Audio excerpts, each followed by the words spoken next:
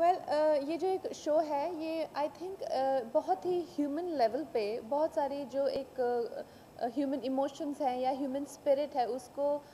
बहुत अच्छे से इसके बारे में बात। और बहुत कम ऐसे शोज़ होते हैं जिसमें इंसान को नॉट ओनली विजुअली एंटरटेनिंग या सिर्फ एंटरटेनमेंट मिलता है बट इमोशनली और साइकोलॉजिकली और इंटेलेक्चुअली भी इंसान को एंटरटेन किया जाता है और कुछ सीखने को कुछ प्रेरणा मिलती है। तो इस तरह का शो है।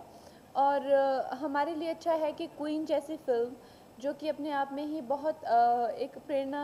मैं कहूँगी उस फिल्म को एंटरटेनिंग तो है ही है लेकिन किसी ना किसी लेवल पे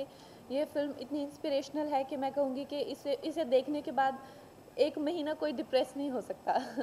तो अच्छा है हम लोगों को क्वीन की प्रमोशन करने का यहाँ पे मौका मिल रहा है।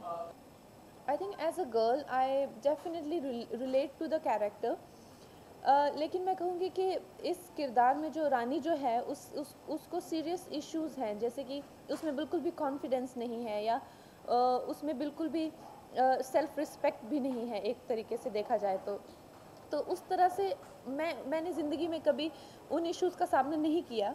और ज़रूरी नहीं होता कि ये इश्यूज़ किसी कॉन्फ्लिक्ट से ही या किसी तरह के जोल से ही सरफेस हो। कोई कोई लोग इनके साथ में पैदा भी हुए होते हैं कि they always have had these issues कि कॉन्फिडेंस नहीं होना या not standing up for your self. तो रानी के ये इश्यूज़ हैं जो मुझे मेरे आज तक पर्सनली नहीं रहे, लेकिन जिस तरह की उसकी फाइटिंग स्पिरिट है कि वो कभी गिव अप नहीं करती है, उस तरह की I think I do relate to her on some level. This shows exactly everything that she spoke. Ki, what we're trying to do is we're trying to inspire the youth and the parents कि there needs to be a good relationship between both of them जहाँ पर सारे बच्चों का हक है कि अपने पेरेंट्स से ये सारी बातें डिस्कस कर सकें और एक पेरेंट्स का फ़र्ज़ बनता है